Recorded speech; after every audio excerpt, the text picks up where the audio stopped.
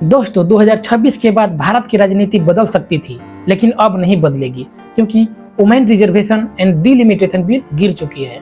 अगर यह बिल संसद में पास हो जाती तो कुछ राज्यों की ताकतें बढ़ जाती और कुछ राज्यों की ताकतें घट जाती एंड संसद में 33% महिलाएं दिखाई देती, यानी हर 3 में से एक सांसद महिला होते और सांसदों की संख्या 543 से बढ़कर 850 के आसपास हो जाती।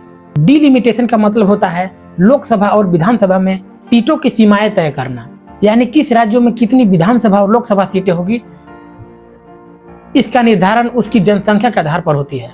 वर्तमान में भारत में 1971 की जनसंख्या के आधार पर सीटें हैं और इसे 2026 तक फ्रीज किया गया है। जिन राज्यों की जनसंख्या तेजी से बढ़ रही है, जैसे north India, Bihar, UP, Madhya Pradesh, इसकी सीटें भी बढ़ जाती और पॉलिटिकल पावर इस राज्य की बढ़ जाती। जिन राज्यों ने जनसंख्या नियंत्रण पर ध्यान दिया, परिवार नियोजन पर काम किया, उसकी ताकतें कम हो जाती संसद में। इसलिए तमिलनाडु के सीएम एम.के. स्टालिन ने कहे कि अगर यह बिल पास होता है और हमारा राज्य प्रभावित होता है तो हम सड़क पर उतरेंगे, क्योंकि उनका कहना है कि हमने पॉपुलेशन कंट्रोल किया, शिक्षा पर काम किए, स्वास्थ्य पर काम किए, IT में काम किए, इसी का हमको सजा मिलेगा, जो बात सच भी है।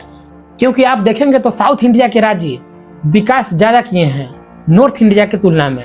अगर जनसंख्या के हिसाब से सीटें बढ़ाई जाती तो साउथ वाले राज्यों को बहुत ही नुकसान होता और उनका पॉलिटिकल पावर कमजोर हो जाता संसद में। संसद में यह बिल गिर चुकी है क्योंकि यह संविधान संशोधक विधेयक है। इसे पास करने के लिए स्पेशल मेजोरिटी चाहिए होती है, सिंपल मेजोरिटी नहीं। यह बिल संसद में गिरने के बाद इंडिया वाला का कहना है कि विपक्ष की पार्टी महिलाओं पर महिला आरक्षण को पास नहीं होने दे रहे हैं, जबकि विपक्ष का कहना है कि महिला आरक्षण की आड़ में डिलिमिटेशन बिल पास कर रहे हैं।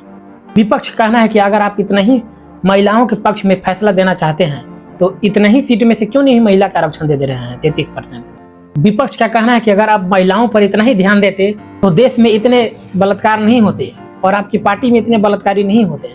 आप इतना ही महिलाओं पर ध्यान देते तो मणिपुर में 2 साल से हिंसा नहीं फैलती। इस बिल पर आपका क्या कहना है, कमेंट में जरूर बताएं।